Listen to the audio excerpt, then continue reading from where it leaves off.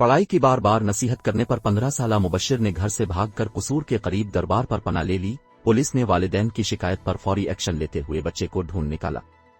तफसीलात के मुताबिक कसूर के रिहायशी मेहनतकश ने पुलिस को दरखास्त दी कि इसका बेटा घर से लापता हो गया और शक है इसको नामालूम मुल्जिमान ने अगवा कर लिया है। RAPO मिर्जा फारान बेग ने इत्तला मिलने पर कसूर पुलिस को बच्चे की हर मुमकिन तरीके बाहिफाजत घर वापसी के लिए हिदायत जारी की।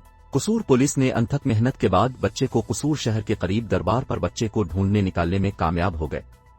RPO मिर्जा फारान बेग ने केस में खुसूसी दिलचस्पी ली और तमाम मामले की तहकीकात की तो इंकिशाफ हुआ कि माँ बाप बच्चे को पढ़ाने चाहते थे और माँ बाप की बार बार नसीहत पर 15 साला मुबश्शिर ने घर से भागकर दरबार पर पनाह ले ली।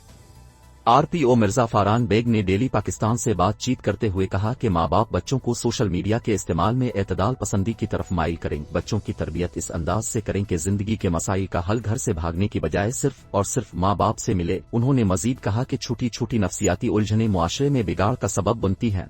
खासतौर पर घर से भागे बच्चे अगर मुआशरे के गलत हाथों में चले जाएं तो नासूर बन जाते हैं।